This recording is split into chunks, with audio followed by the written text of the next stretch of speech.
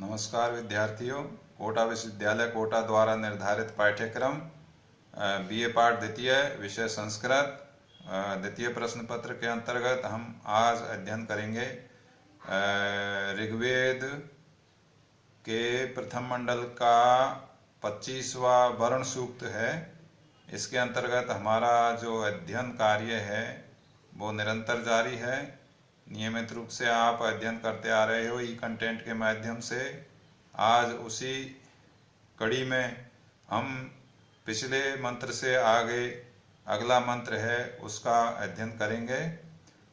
पिछले मंत्र में हमने पढ़ा था कि जो मनुष्य है और देवता लोग है सभी के लिए वरुण देव ने अन्न को उत्पन्न किया, अर्थात मनुष्यों के उदरों के लिए अर्थात पेट पूर्ति के लिए,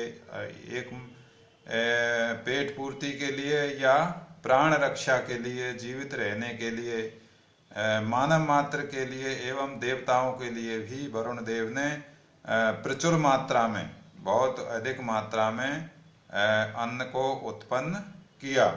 इसके अलावा उन्होंने मनुष्यों के लिए एक प्रकार से वरुण देव को प्रजापालक माना जाता है, क्योंकि जो पालक है वो ही अन्न का उत्पादन करता है।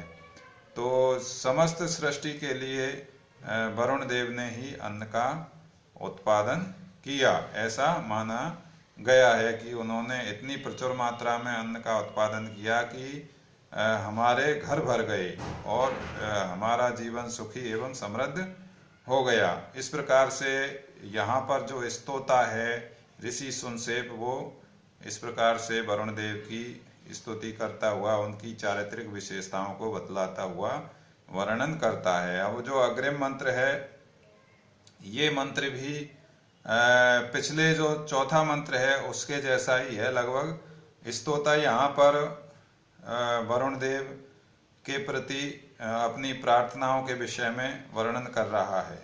तो मंत्र है परामेयन्ति धीतयो गावो ने गभ्युति अनु इच्छति उरु चक्ष समय, ये मंत्र है। इस मंत्र में देखिए ऋषि सुनसेप है, वो ये प्रस्तुत मंत्र ऋग्वेद के वरुण सूक्त से लिया गया है और ऋग्वेद के प्रथम मंडल का 25वां सूक्त है वरुण सूक्त। इसके जो स्तोता है या ऋषि है वो ऋषि सुनसेप है।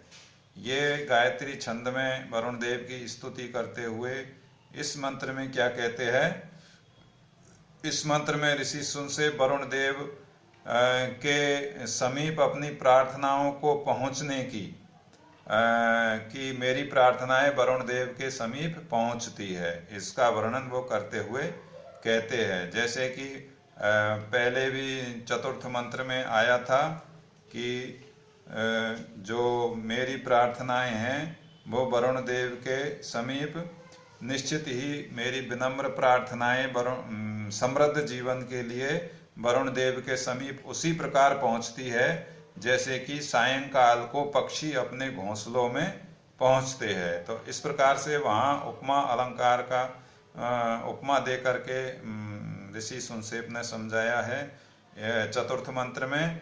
इसी तरह से यहाँ पर ये प्रस्तुत जो 16वां मंत्र है इसमें भी उपमा दी गई है कि उरु चक्ष समय, उरु चक्ष समय अर्थात विशाल नेत्रों वाले, विशाल दृष्टि वाले। वरुण देव की दृष्टि है या नेत्र है, एक प्रकार से वरुण देव का नेत्र सूर्य को भी माना गया है जो सर्वत्र देख सकता है। सूर्य की किरणें इस सृष्टि में सभी जगह पहुंचती है। तो सूर्य देव के एक तरह से गुप्तचर है या दूत व्यवस्था है, वो सारे ब्रह्मांड को देखती रहती है। वरुण के जो गुप्त दूत है, जो गुप्तचर है, वो व्यवस्था बहुत सुदृढ़ है और इसीलिए वरुण को इस ब्रह्मांड का सम्राट या राजा भी माना गया है।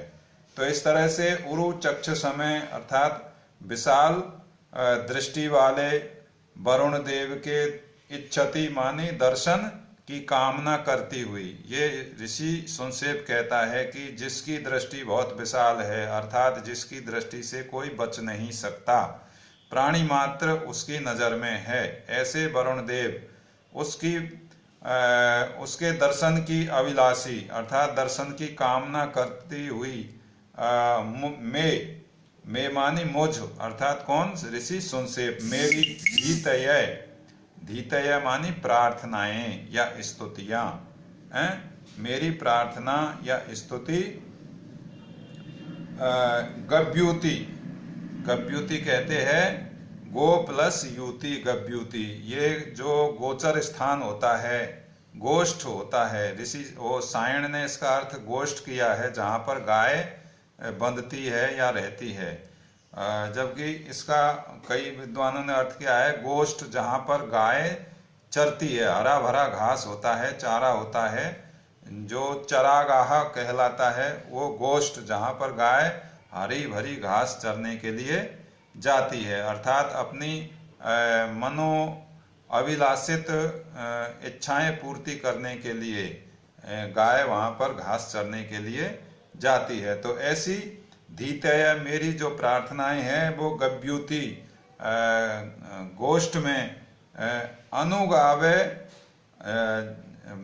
अनुगावे गाय की तरह, अनुगावे गाय की तरह ने परायंती, अनुगावे गाय की तरह ने परायंती जाती है। जिस प्रकार से गाय चरागाह में घास चरने के लिए जाती है, उसी प्रकार से परायंती निवृत्ति रहित होकर के, जो निवृत्ति रहित होकर के अर्थात निवृत्ति रहित होंगी प्रार्थनाएं, वो न तो वापस आती है और न उनकी उपेक्षा होती है। ऐसी प्रार्थनाएं जो न तो वापस आती है और न उनकी वरुण देव की वहां पर उपेक्षा होती है, निश्चित ही वह पूरी होती है, उन प्रार्थनाओं का फल निश्चित रूप से प्राप्त होता है। ऐसी ऋषि सुनसेप की जो विनम्र प्रार्थनाएं है, जो जिस प्रकार से गाय चरागाह में हरी घास चरने के लिए जाती है, उसी प्रकार से मेरी प्रार्थनाएं भी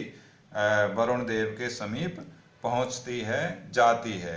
लेकिन यहाँ पर वरुण देव को क्या बतलाया गया, उरु चक्ष समय, उरु चक्ष समय अर्थात विशाल दृष्टि वाला, बहुत बड़ी दृष्टि वाला, जिसके नेत्र बहुत बड़े हैं, अर्थात जिसकी जो देखने की शक्ति है, क्षमता है, वो सभी को देखने वाला है एक प्रकार से, वह सब और या सबको देखने वाले वरुण देव के दर्शन की इच्छा करती हुई मेरी प्रार्थनाएं गाय के समान चरागाह में जिस प्रकार से गाय पहुंचती है, उसी प्रकार से परायंती निवृत्ति रहित होकर के मेरी प्रार्थनाएं वरुण देव के पास पहुंचती है। तो ये इस प्रस्तुत मंत्र का अर्थ है। अब अग्रिम मंत्र का हम अध्ययन अगले ई कंटेंट के अंतर्गत करेंगे।